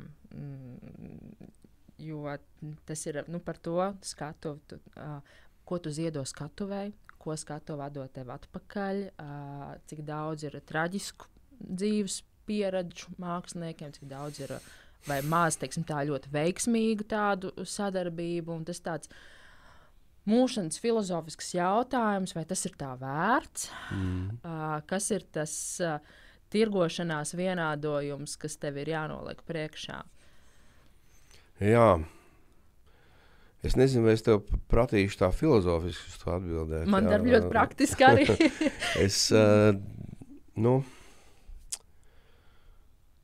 Tur bišķi man jāatgriežas pie tā jautājuma, ko tu uzdevi par tavu izglītību un panākumiem un tam līdzīgi. Redz, es domāju, ka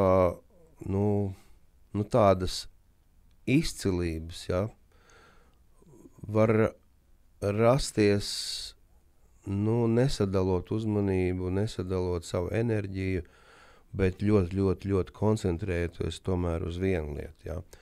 Es esmu spilgts piemērs tam, kā nevajag darīt. Bet es esmu ļoti veiksmīgs. Es vēl neesmu atmetis cerību koncentrēties uz vienu lietu. Bet dzīves apstākļi, ja, ir tā, ka parasti tas ir tā, ka tu to lietu, ko tu no sirds mīli, ja, ko tu gribi darīt, tā skatu, atdot sev visu tur, nevienmēr tev sniedz arī finansiālu kompensāciju, ja, par to laiku.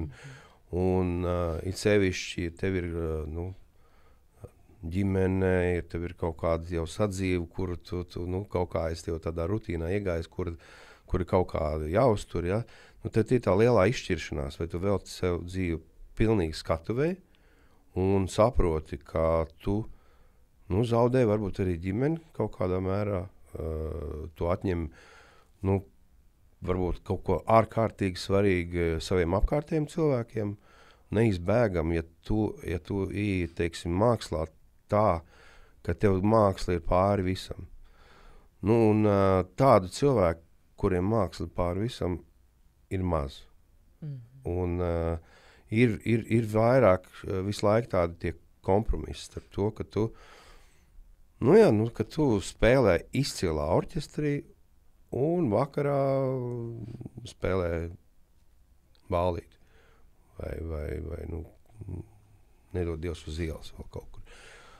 Par to man nav nekas slikts. Es pazīstu dažus ielu muzikants, kas tīri labi dzīvo un gūst arī tur panākums. Jā. Es tā vairāk kā salīdzinājumu, kad tur ir spozma, ir lielā skatuve, un tiešām tā ir šajā mūsu mazajā tirgu. Tu vari vienu brīdi būt uz operas skatuves, jā, ieriet to operas zāli, nospēlēt kaut kādu jubilejas koncertu, jā, būt šo lustru spožumā un tam līdzīgi, un nākamajā dienā tu brauc uz kādu lauku klubu, spēlē klavieru pavadījumu vietējiem vīru korim, kas arī ir forši. Protams, mēs ar teiksim, izbraucām tad, kad varēja. Es jau tagad pazaudījis 2 gadus esmu. Mēs apzināti uztaisījām turnēju ar 40 koncertiem vietās, kurās mēs neesam spēlējuši. Un tic man, ja grupēji 30 gadi atrast vietas, kurās tu neesi spēlējis, nav nemaz tik viegli. Latvijā jo īpaši. Un tāpēc mēs apbraukājām apkārt robežai un bijām tādās mazās vietiņās, kur beigās sanāca gan daudz cilvēku, gan bija paši pārsteigti. Viņi ienāk, šeit mums bija estrāde. Šeit tiešām, jā, es atceros pareizi, te taču Edgars Liepiņš uzstājās. Jā, tu saproti, kad tas ir bijis. Un tad citur tu iebrauc. Nav jau tā, ka mums te nekas nenotiek. Te mums bija līva ar ķiģeli, jā. Tas ir, veseli, tur 10 gadus pagājuši, ka tur neviens nav bijis. Protams, tie cilvēki arī pabraukāja no lielākajiem tiem centriem un brauca tur uz upīti, kas ir fantastiska vieta pie Krievijas robežas starp Baltinā un Viļaku. Un tur brauc, un mēs guvām tik milzīgi gandarījumu tieši no tā, ka tie cilvēki bija nākuši nevis uz koncertu zāli, kur būs kafejnīca, bet viņi nāca uz mums. Nāca uz mūsu koncertu klausīties. Un tā ir milzīga atšķirības ar cilvēkiem, kas iet izklaidēties, kuriem ir vienalga, kas uzstāsies. Tāpēc, ka tur ir forša kafejnīca, un starp tie cilvēkiem, kas nāk tev klausīties, jā, un kuri novērtē, ka tu esi atradies, ka tu esi atbraucis pie viņiem. Jo skaidrs, ka tur tā baigi nopelnīt arī nevarēja, bet tā bija sirds lieta. Un teiksim tā, ka mēs secinājām, ka mums ar Bet, kur šogad brauks pa lielajiem skatuvēm, jā, mēs apzināti tā izdarījām, un ka šogad, labi, šodien izbrauksim pa lielām pilsētām, pa lielām koncertzālēm, jo tomēr ir cilvēki, kas nevar aizbraukt uz tiem laukiem. Bet nākamgad atkal braucam uz laukiem. Jo es saku, tā bija labākā mūsu koncertūra, kur mēs neesam spēlējuši. Arī mēs tostarp esam ārzemēs spēlējuši un Sopotā piedalījušies festivālā un Zviedrijā koncertējuši klubos. Bet nekas nav salīdzināms ar to sirsnību, to foršo sajūtu. Tas ir arī, par ko ik pa brīdim Pauls saka, viņam, viņš nelabprāt Rēzeknes to lielo koncertu, baigais gabals, jā. Un turpat viņam piezvan pasaka, vai jūs nevarat te pie Valkas, mums ir tāds, mums ļoti jūs gaida, viņš aizbrauc. Tāpēc, ka viņam arī tas atlīdzība šobrīd nav tās galvenais. Viņam ir nepieciešams, lai ir tā sajūta, ir tā pilnā zāle un tā vēlme, tverti klausīties, dzirdēt tieši viņu. Skatuve mūs savā ziņā uztur pie dzīvības. Es teiktu tā, ka tā apziņa, ka tev būs koncerti, ļoti daudz ko atsver. Teiksim, es esmu spiests darīt lietas, kas man nepārāk varbūt patīk, jā. Bet, lai gan ļoti maz. Ja tā vispār es sāku domāt, ka es diezgan izvēlīgs. Es tomēr lielākoties daru to, kas man kaut kādā mērā sniedz arī prieku. Tā ir, jā.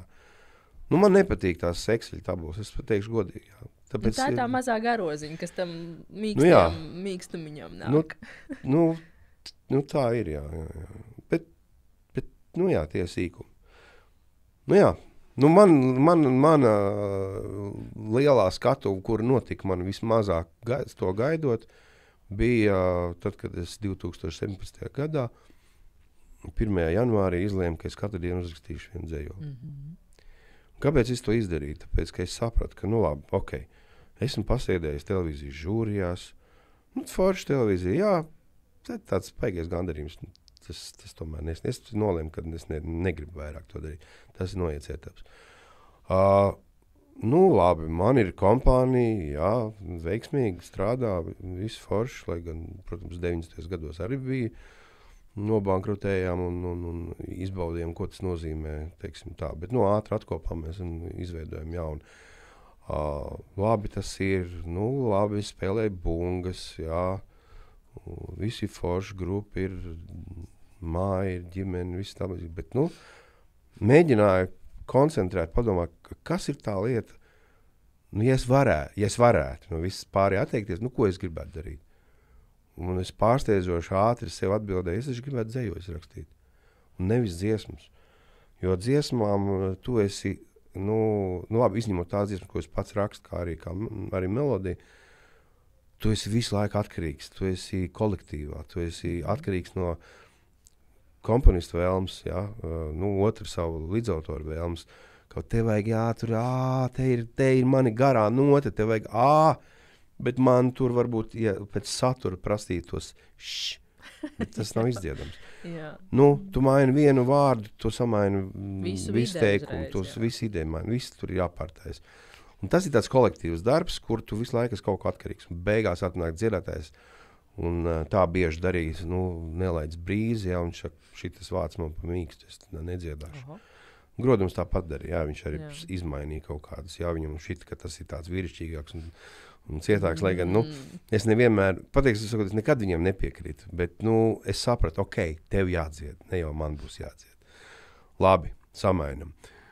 Un tad ir, ir tādi piekasīgāki, un ir tādi, kur vienkārši man uzticās, es saku, ka tā ir pareizi, ka tā ir labi, neko nedaru, viņi uzticās. Bet tas ir kolektīvs darbs, un pēc tam vēl studiju producents kaut ko izdomā, un tad tur piedziedājumi atkārtojās, cik tur entos reizes, un samainās viss tas tā nokrās, ko es biju domājis.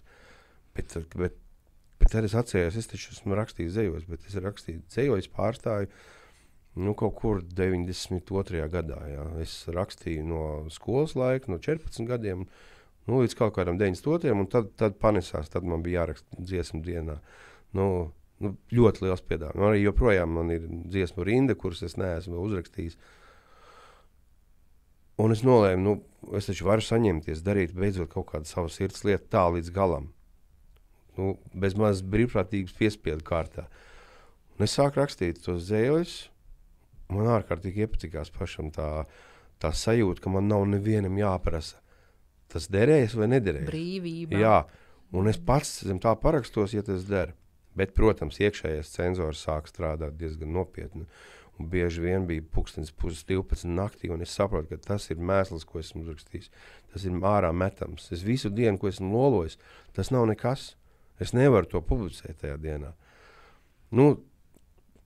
Un tad es gāju ārā, visu kaut ko tur, bez maz ūdeni augstu gāzu uz galvas, lai restartētos.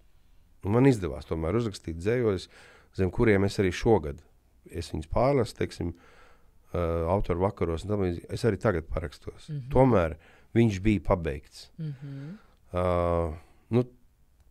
Tur man savulaik arī ar nelielu konsultāciju ļoti palīdzēja Imants Ziedonis, kurš teica, es viņam iedevu savu kladītu, viņš recenzēja, un man vēl ir tagad saglabājusies tā klāda, un tad viņš teica, zini, doma skaidra, visu, ko tu gribi pateikt, es saprotu, jā.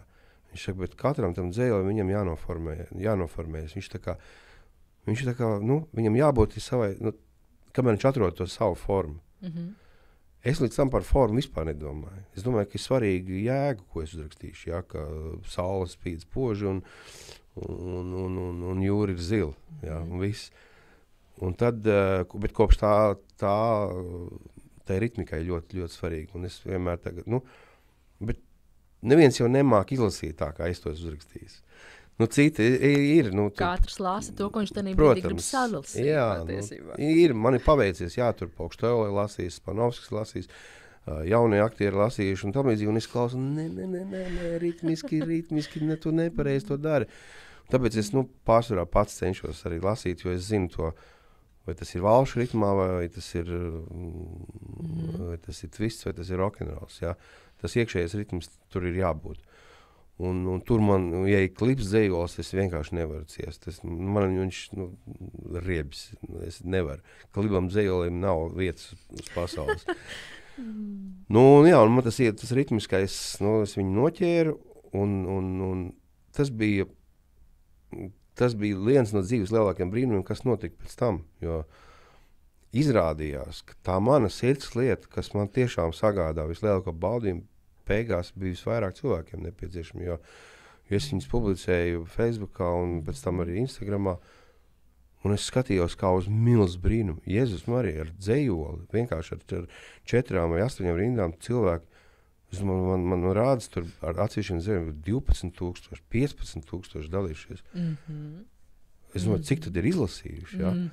Zinot, cik ir grāmatas tirāžas, teiksim, jauniem dzejniekiem, tur 200, 300, tas jau ir ok, super. Es sapratu, johaidī. Tā ir lieta, Tā ir vai lieta. Ne, nopietni. Nu, un tad nāca atgriezniskā saite, tas tie visi tie sākās uzaicinājumi, un es sāku uzstāties viens pats bibliotēkā. Un pilnīgi cita auditorija. Pilnīgi kaut kādi citi cilvēki, kas nav bijuši koncertos. Un viņi stāsta, ka viņiem ir nozīme un datumam, kurā tas ir uzrakstīts. Man nebija nekādas jausmas. Protams, tur daži izdevniecības teica, jā, račā marketinga izreikinājis tos datumus. Nē, vispār tiešām man nebija tāda doma. Es gribēju piespiest sev katru dienu uzrakstīt tas gan, un vienkārši es pierakstīju tos datumus, ka tas ir uzrakstīts. Bet tā, ka es sapratu, ka iznāca tā grāmata, un kad cilvēki sāka meklēt tos savus datumus, un autoru vakaros sāka prasīt, nolasiet man 22. janvāri. Es saku, kāpēc jums tas ir būtīgi tieši 22. Mums tur kāzu jubileja, vai kaut kas tāds. Un es viņam nolasu un trāpa, ja, bieži vien trāpa kaut kādā tādā, ka viņš iztulkojas ar dzejos pilnīgi savādāk, tad cilvēks iztulko viņu pēc savas pieredzes. Tā datuma pieredze. Man ir jāatzīstās, ka gatavojot savam divgadniekam viņu grāmatu, arī es ieliku viņa dzimšanas dienas dzējoli, kur es izlasīju, man likās, tas ir par manējo. Pilnīgi par manējo. Un tā maģija, kad uzsēžās uz jūsu dzējojumu un katru dienu tu gaidi, viņš tā kā, negribētos teikt kā horoskops, bet kaut kādu vēstījumu ieliek dienai. Un to formu un to emocionālo sajūtu ieliek tajā dienai. Un jā, es to esmu dzirdējis. Tas tāds fenomens un maģisks. Jā, tur es laikam nekomentēšu, ja tas tā ir. Es vienkārši pieņemu un es par to, protams, brīnos un priecājos vienlaicīgi, jo ne visiem dzejniekiem, protams, izdodas saņemt kaut kādu tik ātru atgrieznisko saiti. Es zinu, ka daudz vairāk ir sākuši publicēt arī sociālos tīklos un kaut kādas platformas ir parādījušies un vajag to darīt, jo tā ir milzīga iespēja. Un es tikai pēc tam, kad es to sāku, es uzzināju, ka Anglijā pirms 2017. kaut kādā 14. kas esot dzejas revolūcija bija sākusies tieši Instagramā. Jā.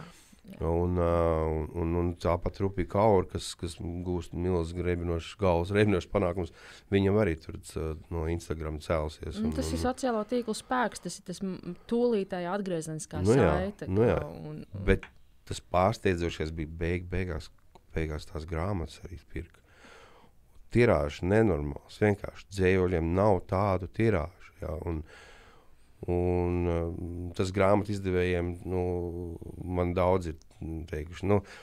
Vismīļākais mans teikums mans bija, respektīvi, ko konkurences grāmatu izdevējs varēja pateikt, tas bija Jumavs šefs teica, mēs te braucām ar Jāņa Rozes grāmatnīcas, to mārketingu meteni, un mēs tā spriedām. Kas tas ir? Pasties, tāds 4 rindiņas, nekā tur nav. Un pasties, kāds cilvēku pērk. Es teicu, viss turpinās. Paldies tev draugs, par novērtējumu. Ne? Bet man tajā ziņā tiešām jau ir uzaugusi biezāda, un es šos tādus dzēlīgumus un tādu varbūt nepamatot, kad es kritiku un tam līdzīgi, man tas pilnīgi neko nesāpina, un tam līdzīgi es arī drīzāk priecājos. Ir tāds foršs, jā. Varbūt man pietrūkst kaut kādu tādu nopietnāku, kas izanalizētu, kaut vai arī kritiski. Jā. 1 vai 2 tādi bijuši, un es viņiem piekrītu. Bet tiešām man nav bijis nekāda pārmetuma. Es tā nopietni padomāju, ja no viņa puses analizējot to zējos, jā, tā tas ir. Bet tas Tas nemaina manu pārliecību, ka tas dzejos ir pabeigts forši un tā, kā es viņu uzskatu. Tāpēc, ka tas ir mans dzejos. Tas, Jūs ziniet, man liekas, ka jūsu spēks ir vienkāršība. Valodas vienkāršība, jūsu personības vienkāršība. Tas ir tas, kas mūs tik ļoti uzrunā un piesaista. Ir, kas man to ir tā teikuši, jā, bet es varu godīgi atzīties, ka man ļoti, ļoti pietrūks, un ko es kaut ko dzīvē patiešām nožēloju, tas ir tas, ka es tā arī neiestājos augstskolā, un lai tie būtu bijuši filologi, okay, jā, vai kaut kas radniecīgs. Jo es ļoti dažreiz tomēr izjūtu izteiksmes kaut kādu bagātības trūkumu, tīri vārdu krājumā, un es, protams, to mēģinu kompensēt, lasot daudz grāmatas arī. Es arī izlasu, varat ticēt vai nē, bet visu jauno un apbalvot to dzejnieku grāmatas, ja, un, es teiktu tā, ka no visas tās kopuma, kuras esmu izlasījis, diemžēl ir kādi 2, kas man ir radniecīgi, kurus es varētu vēl, ar prieku lasīt. Es viņus piespiedu kārtā izlasījis. Tā dzeja šobrīd, kas ir, viņa nav slikta, galīgi nē. Es runāju par to, ka mums katram ir kaut kāda patīk, nepatīk, burtiski tāds. Ļoti vienkārši kriterijs. Kaut kā man nepatīk, ja? Bez tāda baigās skaidrojuma. Un, man nepatīk. Es sarauktu pieri izlasu to grāmatu, man pilnīgi grūti paliek, jā. Un es arī saprotu, kāpēc tās tirāžas ir tādas. Jā. Tu cilvēkiem ir grūti, viņi ir labi, kvalitīvi, viņai acīm redzot ir vieta šajā pasaulē un tam līdzīgi. Protams, pēc tam ir grūti skatīties. Es teiksim, pats skatos, pats kā iegādājos, teiksim, 15 dzējoļu grāmatas, tad, kad viņas maksāja eiro. Diemžēl makulatūras cenā, jā, un man žēl vienkārši to, ka es saprotu, tas ir kaut kas daudz vērtīgāks. Nedrīkst viņu pa eiro pārdot. Kaut vai jūs, jūs taču nenopelnīsiet. Nedariet to, lūdzu. Valdis Zatlers teica, ka dzēja tas tāds mūsdienu Twitteris patiesībā ir. Un kad bērniem vajag ļoti daudz lasīt dzēju, jo tas palīdz noformulēt īsi, kodolīgi, precīzi domu. Kā man vecāki jautā, kad tie vecāki, kur neko nezina par manu dzēju. Vienkārši viņi atnāk uz pasākumu, trāpās, reku ir dzējnieks, jā, reku ir kaut kāds grāmatas, jā, jo viņi ļoti daudz saka, viņi dzēju vispār nelasa, nav lasījuši, negrib lasīt. Viņa pirmais jautājums, populārākais jautājums, jums ir ar atskaņām? Oho!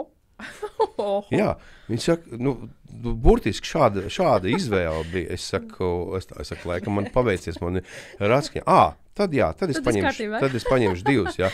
Jo mums vajag jau tur bērniem, bet es domāju, ka tur vajag ar atskaņu. Es, protams, ticu, ka man spaules brāļi, teiksim, tagad salicās vai ne šajā brīdī un teica, skaidrs, tu raksti ar atskaņām, tāpēc tev pēc un māja kāja vai ne un tā tālāk. Bet ticiet man, tas atskaņa, ja, tas ir tas pats tas ritms, ko es minēju. Milzīgi spēcīgs instruments. Tas ir, man ir dzējolīši bez atskaņām, teiksim, es karājos tavā bizē, lai gan tā ir atskaņa. Es karājos tavā bizē, jo man tavā bize simpatizē, protams. Jā. Uzreiz nevar atcerēties, jā, bet skolas laika dzēja bija arī brīvajā pantā un tāda. Bet, jā, tagad es nevaru. Vienkārši, man šķiet, ka viņš vienkārši tā noklibo tas dzējos, ka viņam tā kā būtu kāja norauta. Kaut kas nav, viņš neskan. Viņam, te ir varbūt tas, ka es esmu mūziķis, te man ir tā bišķiņa savādāk tā domāšana. Bet es neuzskatu, ka tas būtu vienīgais pareizais formas veids rakstīt ar atskaņām. Galīgi ne. Bet kaut kā tā labskanīgāk. Jums noslēgumā tāds jautājums ir. Mēs arī sarunas sākumā pieskārāmies tam, ka jūs esat saticies ar cilvēkiem, kuriem vienkārši džeki, bet izrādās ir 8 Grammy balvas. Un arī jūs liekat tāds, skatoties gan jūsu pieredzi un sakot jūsu intervijām līdz un dzīves gājumam un visam, nevienā brīdī neliekas, ka jums kaut kāds sakāps galvā un esat visi tur super iedomīgs un baigais zvaigzne. Kas ir tas vienkāršības noslēpums? Nu, kā neļaut sev sakāpt galvā? Nenovest sevi. Nu, vispār man ir dzīvē paveicies ar tiem cilvēkiem, ko es esmu kaut vai uz īsu mirkli saticis, un es uzreiz palielīšos ar tiem.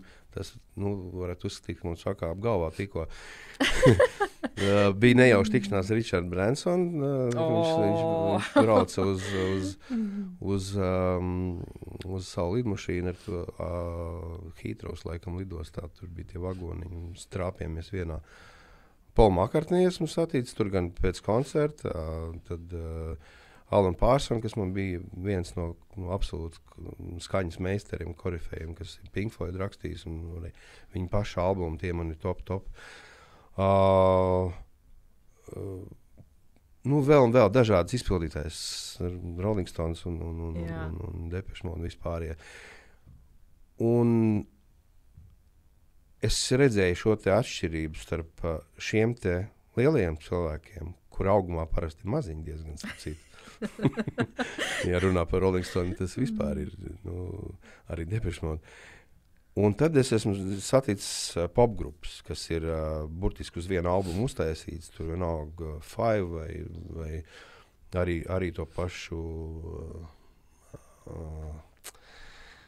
Robbie Williams un tam līdzīgi, un saskāries ar to baigo āršķību, kas ir, kas viņus pavadīja, vai pavadīja.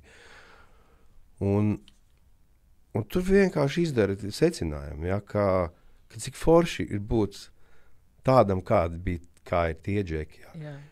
Un ka tev kaut kāda, es nezinu, nav jau par ko iedomāties, godīgi sakot. Es jau savus dzīves mērķus neesmu piepildījis. Ja es viņus piepildīšu, teiksim, tādā pilnā mērā.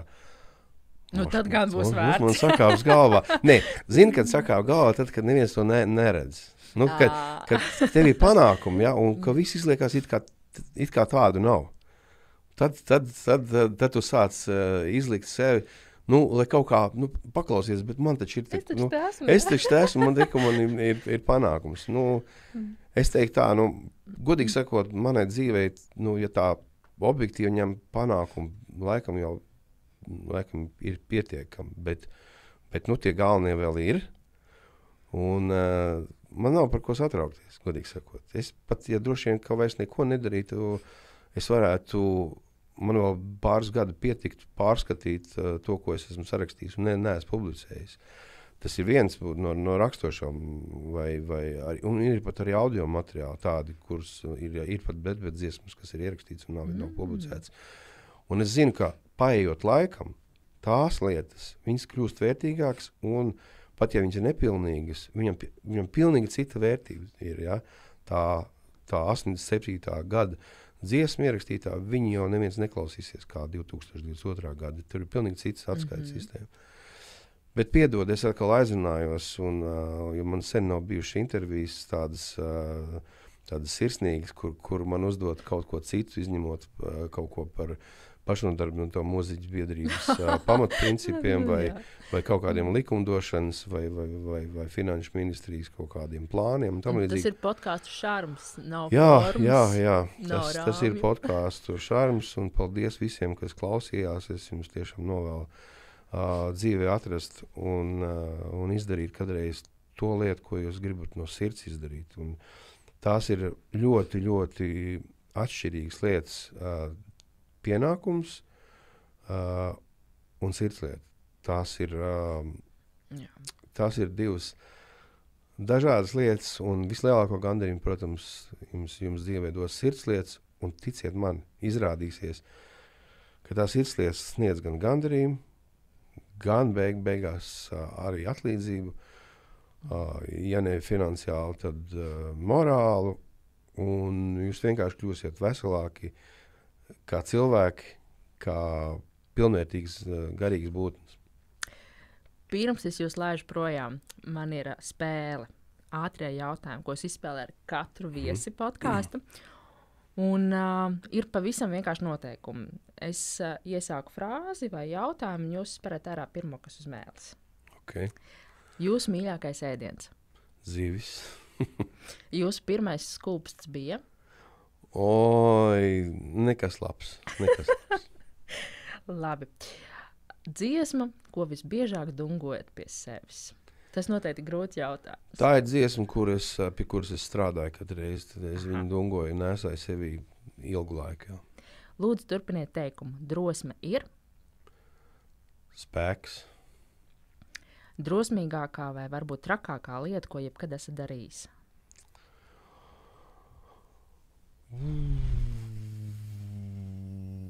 Man ir bail no augstuma, un es uzrāpos uz savas mājas jumta pa ugunsdzēsēju kāpnēm. Un, lai pierādītu saviem sētas puikām, kā es to varu. Bet es trīcēju pie visām miesām. Šis vīriešu gēns. Mīļākā filma? Teiksim, reiz Amerikā. Suns vai kaķis? Suns. Grāmata, ko iesakat izlasīt? Viena no 365 sērijā iznākušām 4 grāmatām. Pat ja jums dziļi riebas mana personība vai tam līdzīgi, varbūt dzējols uzrunās. Noteikti. Lūdzu, turpiniet teikumu. Mans ideālais piektdienas vakars ir? Brīvs vakars. Okay. Kas ir labākais padoms, ko kāds jums ir devis, vai gluži pretējs sliktākais padoms? Sliktākais padoms? Labākais padoms, es domāju, ka es jau pateicu sarunas sākumā, tu dzīvē neko nesasniegs. Jūsu mantra brīžiem, kad jāsaņemas? Es kādas 6-7 reizes dziļi ievelku elpu, mēģinu vispirms elpošanu nomierināt, un tad arī kaut kā tas viss atrisinās. Un personība, kuru iet vakariņās, vienalga vēsturiska, mūsdienu, literāra, reāla? Fantastisks jautājums, bet kā lai es jums atbildu tagad? Tik daudz to cilvēku ir, ak, Dievs. Labi, man jāatbild ātri. Es teiktu,